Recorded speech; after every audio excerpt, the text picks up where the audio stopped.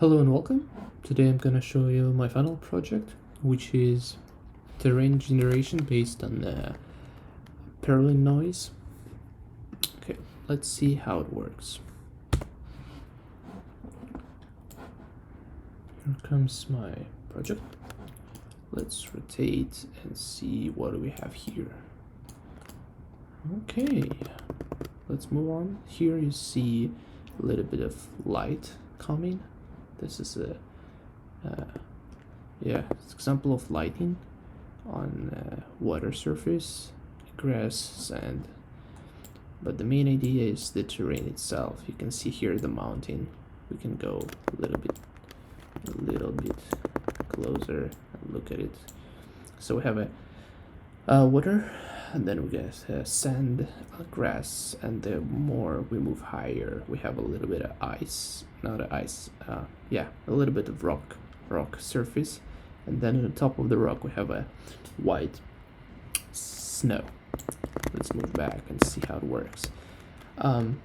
So we can see how big is the terrain generation itself. It repeats the pattern of the noise and uses its height values to generate the height.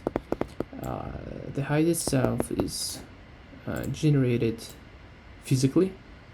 So as you can see here, it's not like simulating the light bouncing itself, but rather than moving the vertices itself. Okay, also what have been implemented in this project is water and its water simulation. Here you can see the water vertices moving little by little, and it's actually a rise for each vertices, so it's not simultaneous for all of them. But besides that, I decided to add a little bit of variety of colors that are actually depend on the point light as well. And you can see it's getting darker a little, then getting brighter, so it gives this sense of real water. Yeah, and this is pretty much it for the final project. Then we can go around and look at this kind of beautiful low poly terrain generation. So yeah, I wanted to simulate the sand as middle between the water and the grass. Let's go a little bit higher and look how it feels. And you can see that the pattern everywhere is a little bit different. So here we have just grass, just sand, just water, and a little bit of mountain. But if we move a little bit further, it's gonna be a little bit different. And we can actually change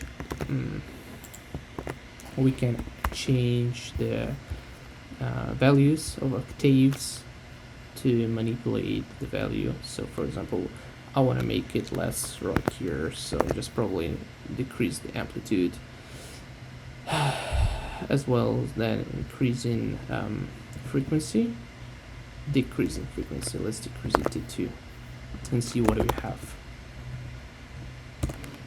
So we can manipulate these values to see how can we create the terrain, which is just affected by the noise. And based on the noise, you can see that it's a little bit like most of the sand, a little bit of grass, and some parts of the moving water that we can go to and check it.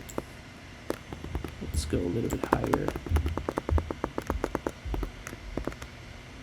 You see, it's not really clear for animating, but they actually should. You see it here a little bit, and it's changing the color itself. Yep, and that's pretty much it for this project, and I hope you're gonna like it, because I had a great time making it. Thank you so much for your listening.